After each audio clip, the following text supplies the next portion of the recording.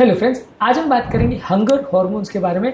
कौन कौन से ऐसे हार्मोन्स हैं जो हमारी भूख को इन्फ्लुएंस करते हैं, जिनकी वजह से भूख ज़्यादा लगती है। ज़्यादातर लोगों को लगता है कि भूख लगना है नहीं लगना एक नेचुरल प्रोसेस है, और किसी व्यक्ति को बहुत भूख लगती है, किसी को कम लगती है। लोग इसकी रीजनिंग पर नहीं जाते। यदि हम हार्मोन्स के इन्फ्लुएंस को इस मामले में समझ पाएंगे तो हम बेटर वे में इसको मैनेज कर पाएंगे, और ओवरऑल हम पेशेंट को एक बेटर तरीके से समझ पाएंगे, उसकी प्रॉब्लम्स को समझ पाएंगे और बेटर वे में डील कर पाएंगे। हार्मोन्स की अंडरस्टैंडिंग इस मामले में काफ़ी ज़रूरी है, क्योंकि ये वो डिसाइडिंग फैक्टर्स होते हैं जिसकी वजह से व्यक्ति को कम भूख लगना या ज़्यादा भूख लगना ये डिसाइड होता है। हमारी मनस्थिति और हमारे हार्मोन्स इसमें बहुत इंपॉर्टेंट रोल प्ले करते हैं। आज हम बात करेंगे हंगर हार्मोन्स पर। सैटिस्फैक्टरी हार्मोन को एक अलग फैक्टर में अलग वीडियो में हमने डिस्कस किया है। आज हंगर हार्मोन्स पर मेनली फोकस करेंगे। शॉर्ट में सैटिस्फैक्टरी हार्मोन्स पर भी बात करेंगे। टॉपिक पर जाने से पहले जो लोग हमारे चैनल पर नए हैं उन्हें रिक्वेस्ट करूंगा कि चैनल को सब्सक्राइब करें, वीडियोस को लाइक करें, शेयर करें, फॉलो करें, कमेंट करें, पूरा देखें। टॉपिक इंपॉर्टेंट है, इसे एंड तक देखिएगा। चलिए शुरू करते हैं। सबसे पहले सबसे इंपॉर्टेंट हार्मोन है ग्रेलिन, यानी हंगर हार्मोन। ये बेसिकली हमारे पेट से बनता है। जब भी हमें भूख नहीं लगती है, खाने के बीच का जो टाइम होता है तब एक्टिवेट होता है। मेंटल स्ट्रेस, पुअर स्लीप और डाइटिंग हमारे ग्रेलिन को एक्टिवेट करता है, और ये हमारे डाइटिंग के प्रोसेस को और वजन कम करने के प्रोसेस को मुश्किल बनाता है। जितना ज़्यादा ग्रेलिन एक्टिवेट होगा उतना हमें ज़्यादा भूख लगेगी, हमसे भूख कंट्रोल नहीं होगी और वजन बढ़ेगा। जिन लोगों को कंटिन्यूस मात्रा में बहुत ज़्यादा ग्रेलिन बनता है वो अपनी भूख को कंट्रोल नहीं कर पाते। जब कभी भी आपको भूख ज़्यादा लग रही है तो मान के चलिए कि कुछ ना कुछ उसमें ग्रेलिन का रोल है। ग्रेलिन का इंपॉर्टेंट रोल होता है जो कि हमें भूख लगवाता है, ब्रेन को इन्फ्लुएंस करता है, जिसकी वजह से हमको ज़्यादा खाना खाने की इच्छा होती है।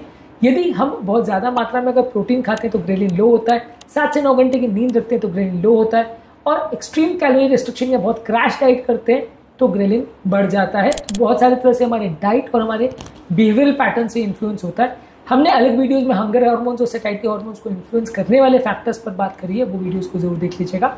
इसके अलावा स्ट्रेस हार्मोन यानी कॉर्टिसोल, जो कि एड्रेनल ग्लैंड बनाता है, ये भी हमारे शुगर की क्रेविंग को बढ़ाता है, और ये भी प्रोसेस कार्बोहाइड्रेट्स और ये सारी चीज़ों की क्रेविंग बढ़ाता है। जितना ज़्यादा बॉडी में कॉर्टिसोल होगा उतना हमारा इंसुलिन रेजिस्टेंस होगा और उतना वजन ज़्यादा बढ़ेगा। जितना मानसिक तनाव होगा उतना हम ज़्यादा खाएंगे और उतना हमारा वजन बढ़ेगा।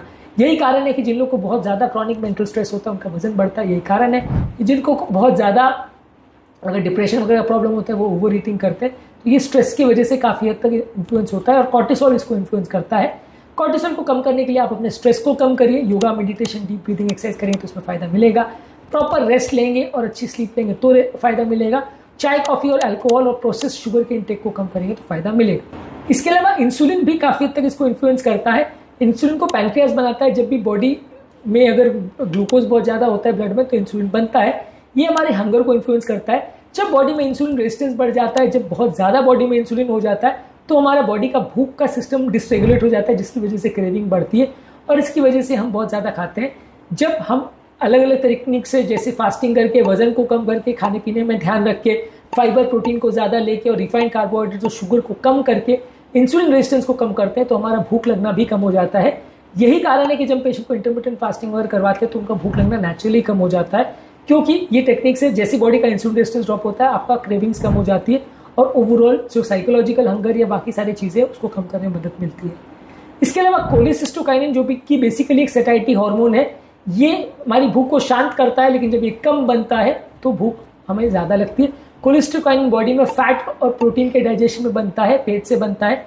हेल्दी फैट जब हम खाते हैं तो ज़्यादा बनता है, प्रोटीन खाते हैं तो ज़्यादा बनता है। जब हम नहीं खाते हैं या अनहेल्दी प्रोसेस फूड खाते हैं तो ये कम बनता है, तो हमारी हंगर हार्मोन्स एक्टिवेट हो जाती है। पेप्टाइड वाई भी इसी तरह से एक सैटिस्फैक्टरी हार्मोन है, जो कि हाई प्रोटीन डाइट खाने से, फाइबर खाने से बढ़ता है और अल्ट्रा प्रोसेस फूड खाने से कम होता है। ये भी हमारी भूख को शांत करने में मदद करता है। जब ये कम हो जाता है तो भूख बढ़ जाती है, तो ये भी हमारे डाइटरी पैटर्न को इन्फ्लुएंस करता है। किसी की बॉडी में अगर ये कोलेसिस्टोकाइनिन या पेप्टाइड वाई की अगर कमी हो जाए या लेप्टिन की अगर रेजिस्टेंस हो जाए, ये काम नहीं कर पाए, बने कम, वैसे व्यक्ति को भूख ज्यादा लगेगी। इसी तरह से जो लेप्टिन हार्मोन है वो बॉडी का सबसे इंपॉर्टेंट सैटिस्फैक्टरी हार्मोन है, सबसे इंपॉर्टेंट फुलनेस हार्मोन है। ये जब बॉडी में जाता है तो हमारे ब्रेन को मैसेज जाता है कि खाना की और जरूरत नहीं है, और अगर ये बॉडी में कम होता है या इससे रेजिस्टेंस होता है, जिसे लेप्टिन रेजिस्टेंस बोलते हैं, तो इसकी वजह से हमें भूख ज्यादा लगती है। तो किसी की बॉडी में अगर लेप्टिन प्रॉपर मात्रा में है तो भूख कम लगेगी, लेप्टिन कम हो रहा है, ये काम नहीं कर पा रहे तो भूख ज्यादा लगेगी। जो लोग प्रोसेस फूड खाते हैं, रिफाइंड कार्बोहाइड्रेट्स खाते हैं, बिल्कुल एक्सरसाइज नहीं करते और प्रॉपर नींद नहीं होती, मानसिक तनाव ज्यादा होता है, उनका लेप्टिन रेजिस्टेंस होने का चांस ज्यादा है।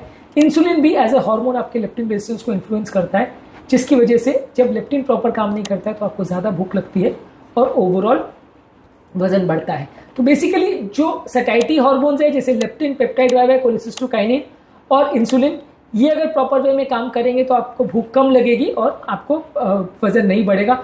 और जो एक्चुअल हंगर हार्मोन्स है जैसे ग्रेलिन और कोर्टिसोल, ये अगर ज़्यादा रहेंगे तो हमें भूख ज़्यादा लगेगी और वजन ज़्यादा बढ़ेगा। वो कम हो जाएंगे तो भूख कम लगेगी। ये सारे हार्मोन्स आपस में काउंटर बैलेंस की तरह काम करते हैं। जो हंगर हार्मोन्स है वो बढ़ जाएंगे तो भूख ज़्यादा लगेगी, सैटिस्फाइड हार्मोन्स बढ़ जाएंगे तो भूख कम लगेगी। ये आपस में बैलेंस वर्क रहता है। नेचुरली हम अपने हंगर हार्मोन्स को कैसे कम कर सकते हैं? प्रोटीन ज़्यादा खाइए, हमारे सैटिस्फाइड हार्मोन्स को एक्टिवेट करता है और ग्रेलिन को कम करता है। फाइबर ज़्यादा खाएंगे तो पेप्टाइड वाई वाई, कोलेसिस्टोकाइनिन और इंसुलिन सेंसिटिविटी को बढ़ाता है। रेगुलर बेस पे एक्सरसाइज करने से और बॉडी बिल्डिंग करने से हमारे हार्मोन बैलेंस इंप्रूव होता है। इंटरमिटेंट फास्टिंग करने से बॉडी में इंसुलिन रेजिस्टेंस कम होता है, जिससे लेप्टिन की सेंसिटिविटी भी बढ़ जाती है, भूख कम लगती है। और प्रॉपर अच्छी क्वालिटी की नींद होने से और मानसिक तनाव को कम करने से भी हमारे हंगर हार्मोन्स कम होते हैं। आज के टॉपिक में हमने हंगर हार्मोन्स पर बात करी। अलग वीडियो में हमने सैटिस्फाइड हार्मोन्स पर भी बात करी, उस वीडियो को भी जरूर देख लीजिएगा। उम्मीद करूंगा कि आज के टॉपिक में कुछ नई बातें जानने को मिली होगी। जो लोग हमारे चैनल पर नए हैं मैं रिक्वेस्ट करूंगा कि चैनल को सब्सक्राइब करें, वीडियोस को लाइक करें, शेयर करें, फॉलो करें, कमेंट करें पूरा।